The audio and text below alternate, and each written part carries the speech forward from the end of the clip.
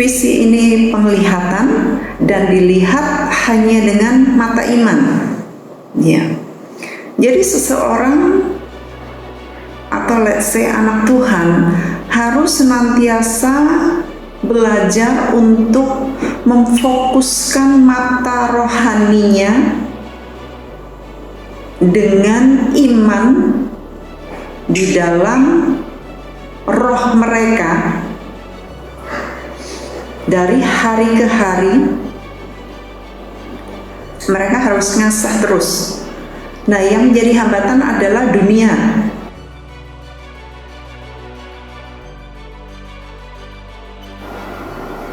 Tidaklah semata-mata narasinya tentang visi, tetapi menyangkut totalitas.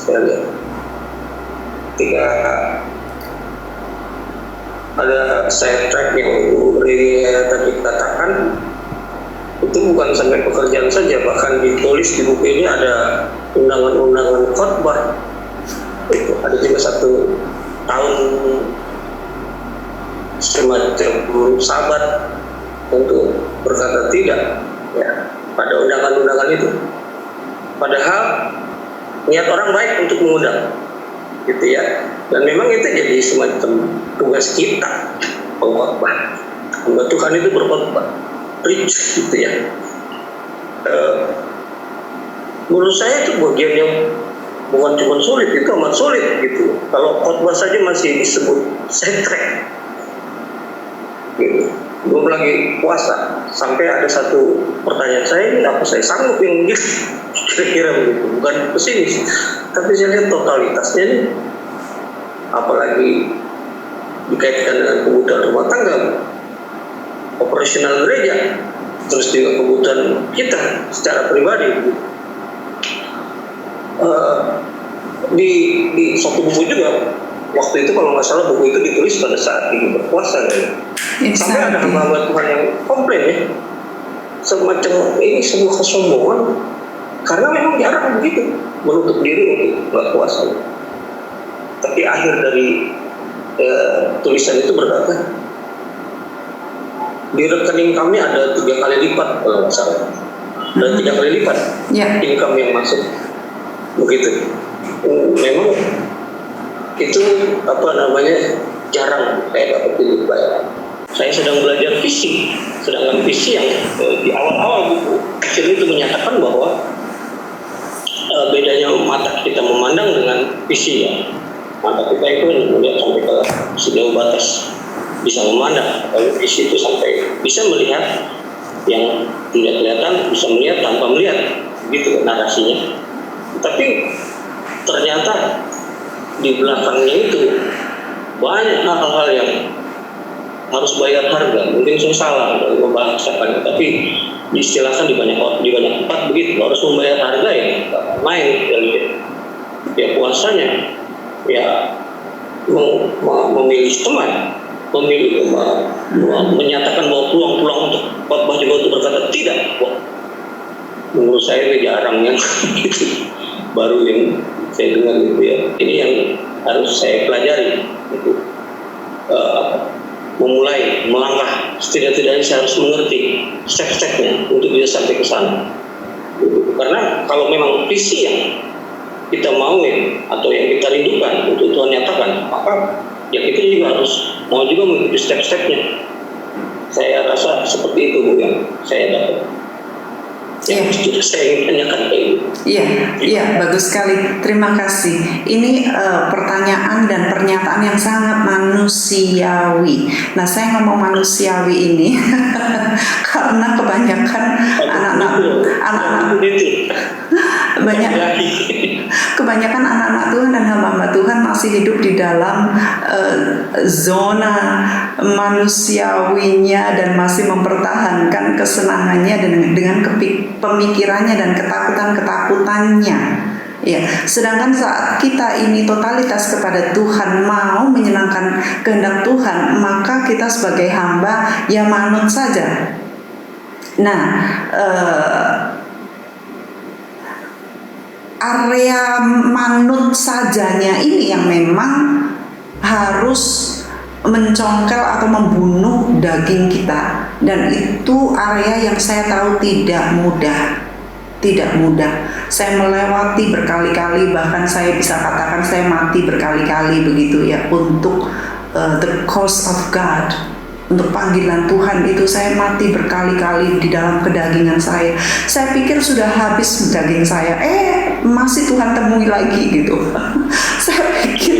saya pikir saya bisa umpetin Benyamin saya gitu ya.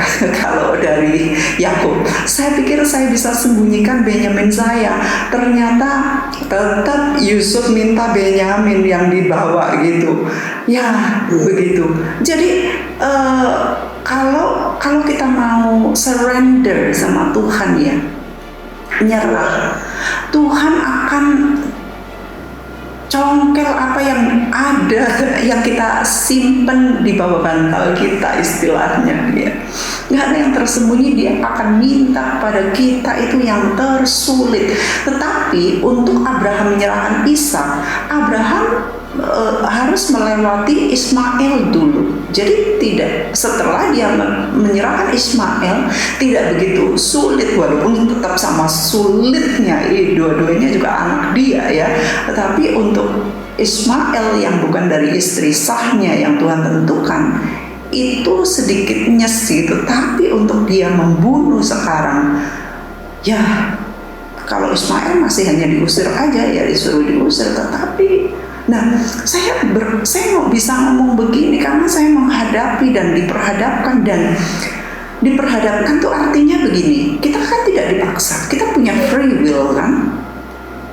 Diperhadapkan kepada saya, ini loh yang saya minta dari kamu, mau tidak? Untuk kamu naik level, mau tidak?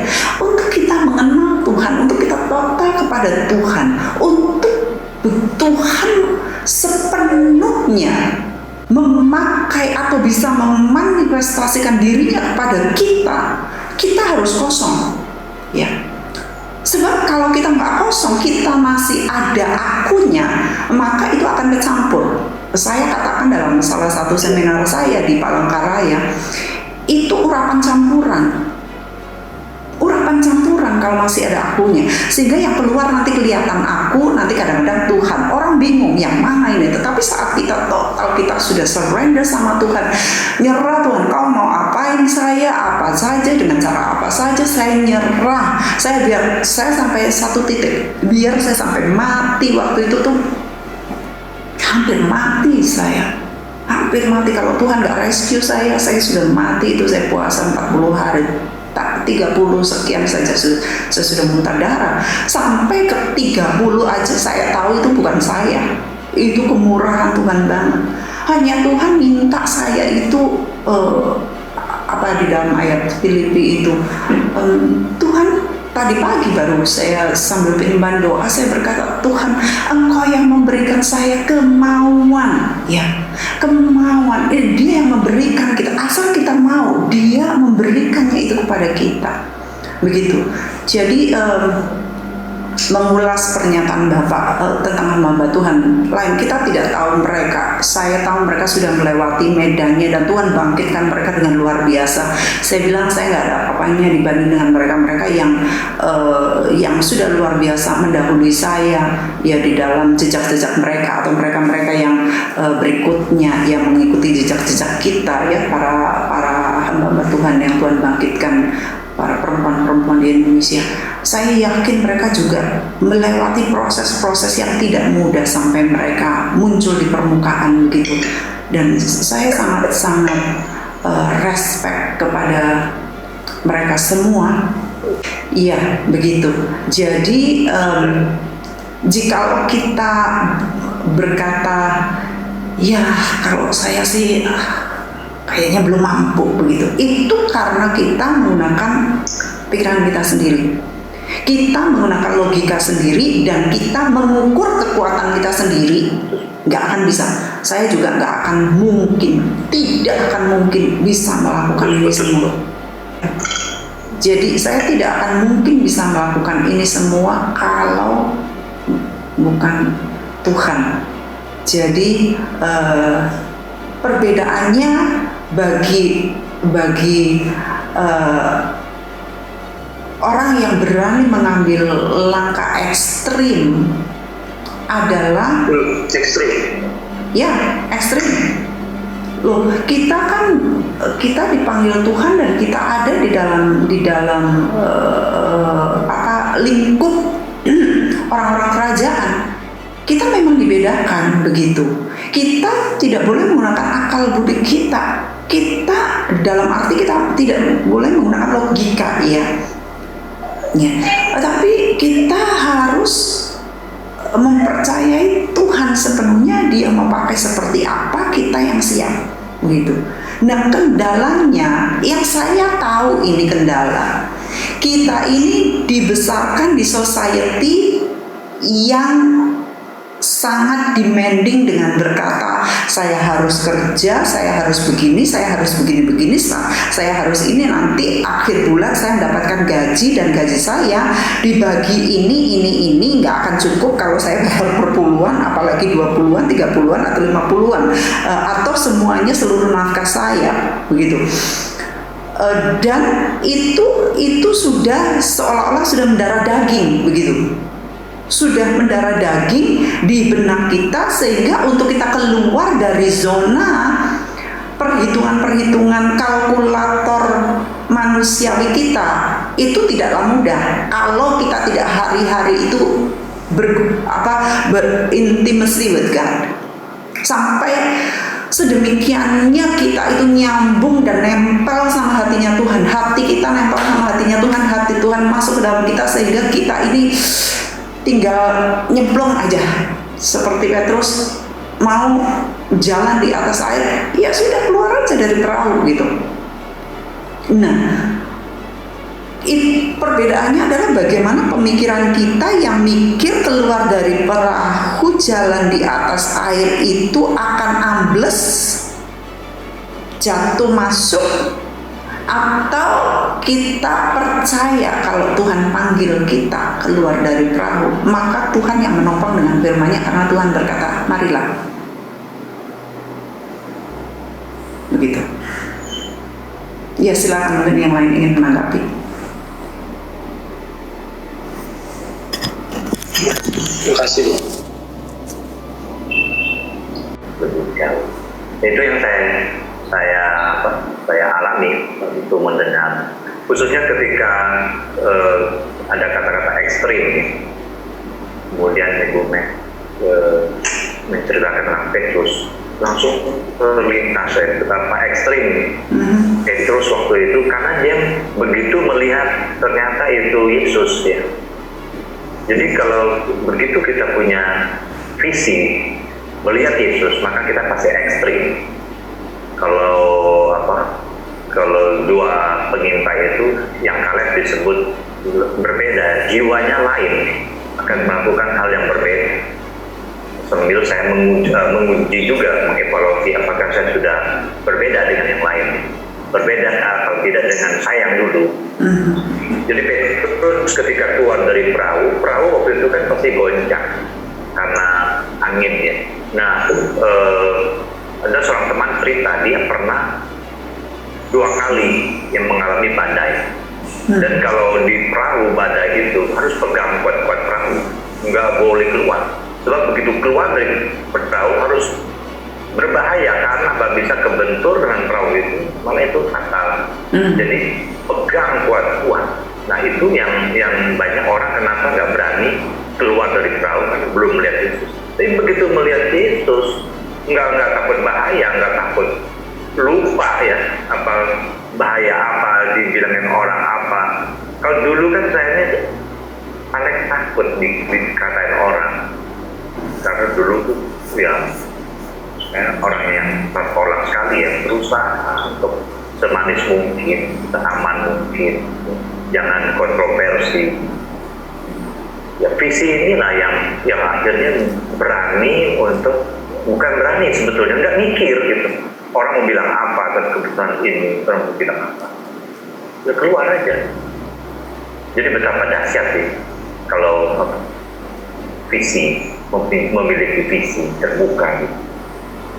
Nah, inilah kebutuhan saya, kebutuhan kita, kebutuhan jemaat sebenarnya.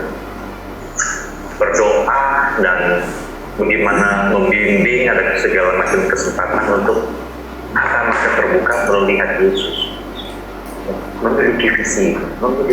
Kalau tidak ya sebaik-baik apapun, seaman apapun, kita mengatakan liar di hadapan Tuhan, kesana kemari, dia mengikuti keinginan, mengikuti kehendak.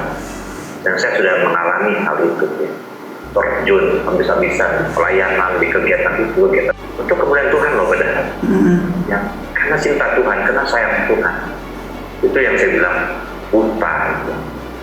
Buta di dalam gereja, buta dalam pelayanan. Dan bersyukur ya kalau kita bergaul dengan orang punya visi, sering ketemu dengan orang yang punya visi, diajar oleh orang yang punya visi, membuka mata kita untuk melihat apa yang dia lihat. Itu bumek ya.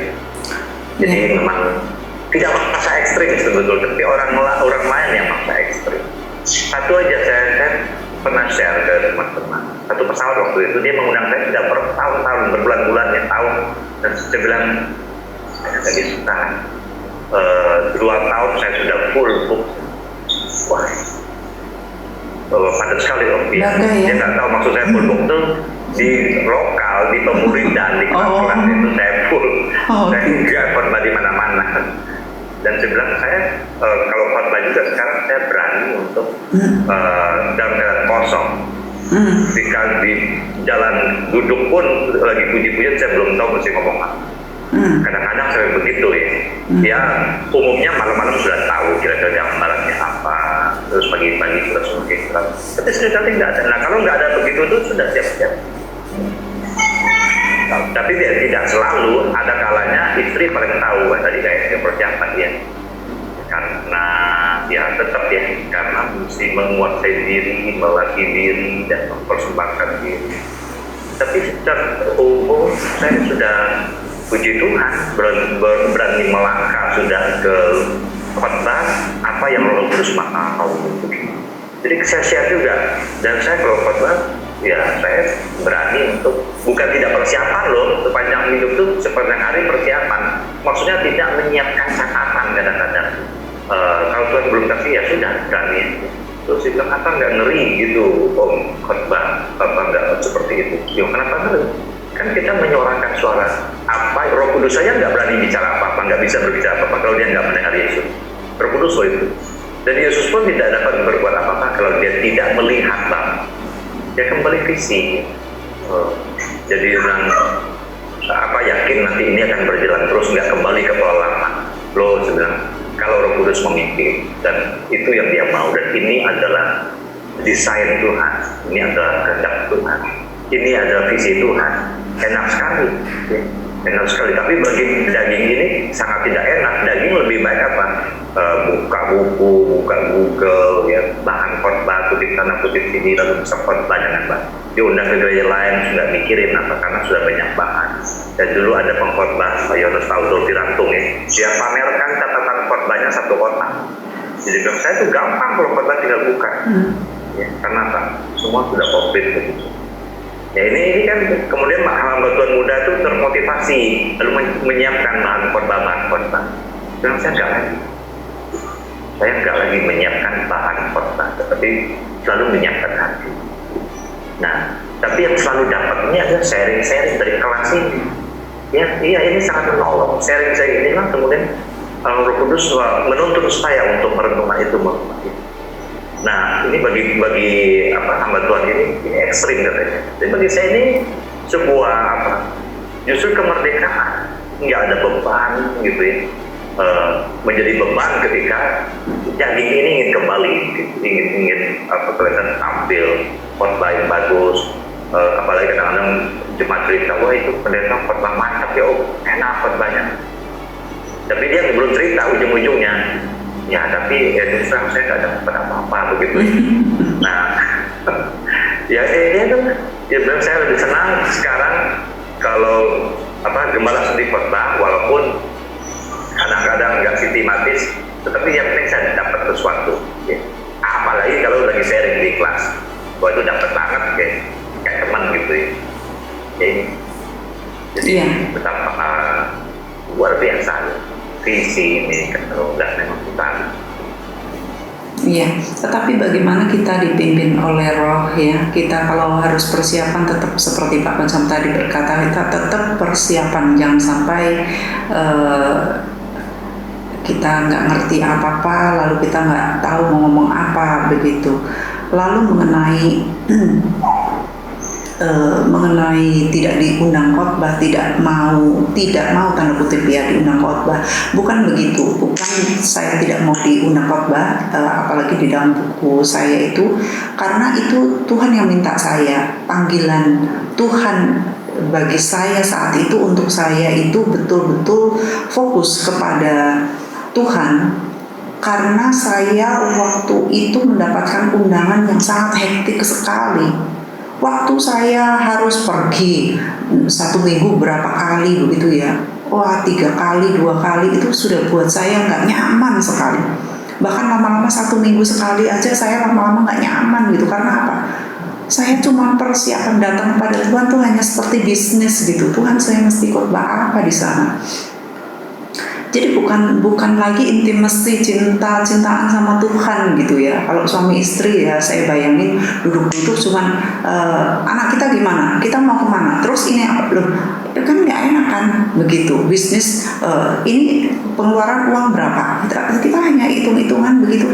Nah sementara itu bukan hati saya gitu. Hati saya duduk-duduk sama Tuhan, sandar-sandar, saya ingin dengerin detak jantung Tuhan mau ngomong apa, itu yang saya sukai begitu. Jadi waktu ada panggilan untuk saya sabat itu sampai sekarang sudah 2 kali sabat, 1 tahun ya. Itu saya senang sekali. Saya berkata, wow, ini kayak buffet setiap hari nih di hadirat Tuhan ini, all you can eat. Dan itu buat saya sukacita sekali ya. Nah, tentunya kalau Tuhan mau kita sabar, Dia nggak mau kita sibuk ya. Kalau kita sibuk ya kita ribet lagi dengan semua persiapan. Pada waktu Musa dipanggil Tuhan ke atas gunung 40 hari, itu bukan 40 hari ternyata 46 hari. Karena 6 hari pertama dia masih duduk-duduk, baru hari ke-6 itu Tuhan panggil untuk naik, baru rasanya 46 sampai kita bisa dengar Tuhan bilang ayo naik, itu aja dibutuhkan 6 hari untuk diem. Coba itu saya mikirin itu yang begitu. Nah kita maunya kita datang sama Tuhan 10 menit, 30 menit Tuhan sudah bicara. Kalau enggak ya sudah kita give up aja, nyerah gitu. Nah untuk 46 hari dia tidak berhubungan dengan satu manusia pun ya. Mungkin masih hari ke-6 dia mungkin masih berhubungan dengan Yosua ya. Tapi saya nggak yakin mereka bawa snack gitu ya untuk makan-makan, piknik gitu lagi dengar suara Tuhan. Lalu pada waktu saya sabat pertama itu tahun 2000 berapa ya? Berarti kalau 2015 kurangin 9 gitu. 2004 ya berarti. Pada saat itu Pak, saya tuh bertanya-tanya, ada nggak sih pendeta yang disuruh sabat 1 tahun sih? Saya jadi sambil saya menjalani itu, saya masih bertanya gitu, saya bener nggak sih ini sih? Jadi itu, tapi begini, saya tuh kenal banget suara Tuhan Pak, sehingga saya tahu kalau Tuhan ngomong itu buat saya nggak bisa diganggu gugat begitu. Saya harus lakukan apapun resikonya, dan saya tahu resiko selalu baik, gak ada resiko buruk ya kalau Tuhan yang minta. Saat kita membayar harganya yang sepadan, kita memperoleh juga hasil yang sepadan dengan harga yang dibayar. Ya, kalau Tuhan minta kita untuk membayar dengan harga seperti ini, maka tentunya itu yang bukan ecek-ecek untuk kita. Saya selalu berkata begini, kalau kita memberi kepada Tuhan itu, pemberian kita itu bunyinya klinting, cering. Di hati Tuhan juga seperti itu. Tetapi saat kita memberi like ceglong gitu, kayaknya jatuh, hati kita jatuh gitu loh. Itu di hati Tuhan juga begitu, karena Tuhan tahu arti pengorbanan. Jadi saat kita berkorban, Tuhan tahu betul itu harga yang saya bayar dari waktu ke waktu untuk saya mengikuti kehendak Tuhan. Istilahnya itu saya itu menggenapi mimpinya Tuhan, bukan mimpi saya. Kita semuanya ini mengerjakan visinya Tuhan. Gitu. Setiap kali saya diminta untuk menggenapi visinya Tuhan, harganya tuh tapi sepadan dengan apa yang saya lihat Tuhan kerjakan sampai hari ini. Ya, walaupun belum saya melihat, ya, belum sampai kepada ketuntasannya seperti apa yang Tuhan mau, tetapi paling tidak saya melihat jiwa-jiwa diubahkan,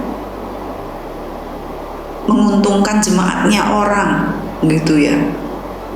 Itu istilah ininya, tetapi itu jiwa-jiwa diubahkan, itu punyaan Tuhan gitu. Jiwa-jiwa tidak peduli jemaatnya siapa, tapi itu punyaan Tuhan gitu. Dan lewat materi-materi yang Tuhan titipkan ini, mereka tuh berubah, hidup mereka jadi dampak ya.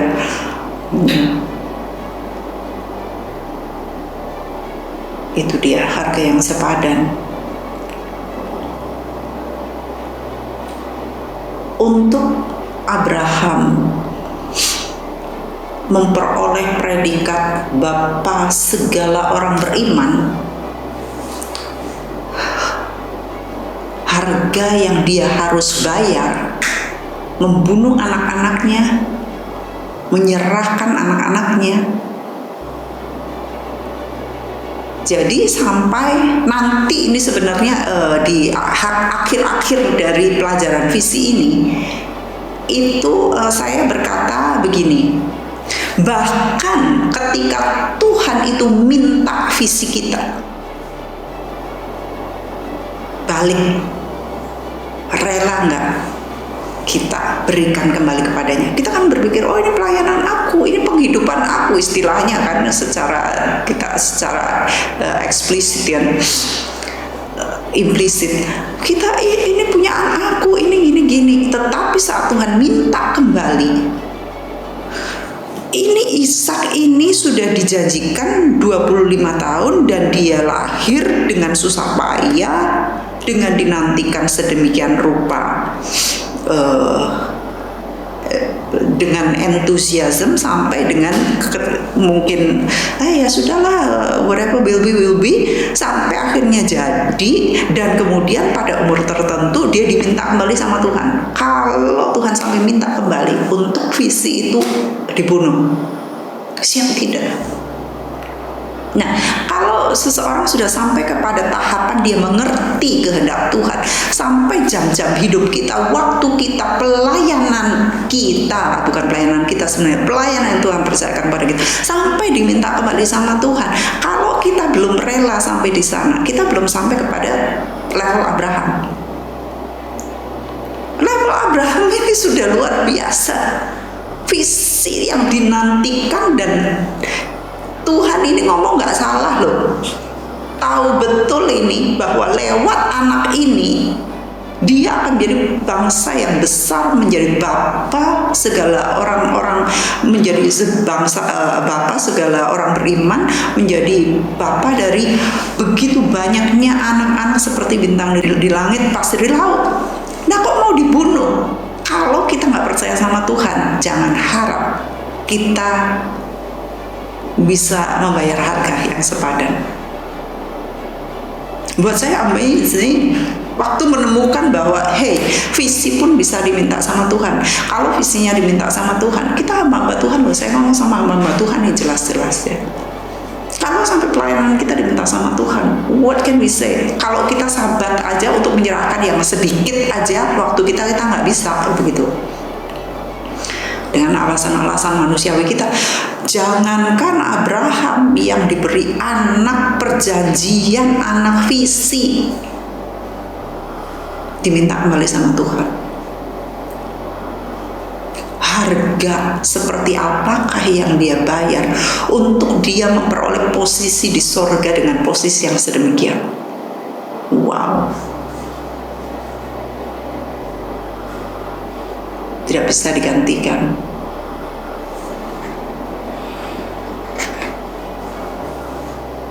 Gimana bapak-bapak, ibu, meresapi lagi ini?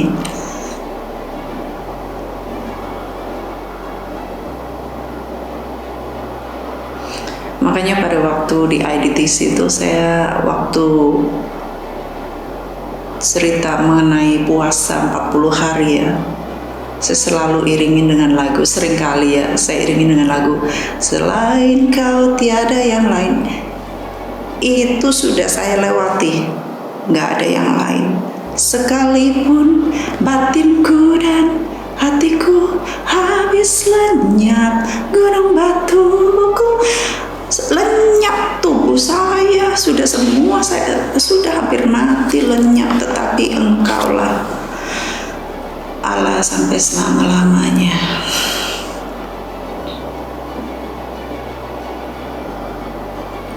Itu pun masih ada harga-harga yang dibayar setelah itu.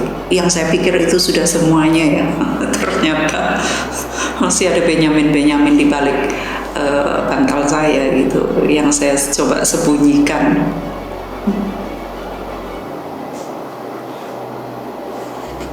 Tuhan itu paling tahu apa yang ada di hati kita. Dia mau cobai kita ini lebih cinta Tuhan, percaya Tuhan, atau percaya yang itu yang nggak bisa jamin kita sama sekali.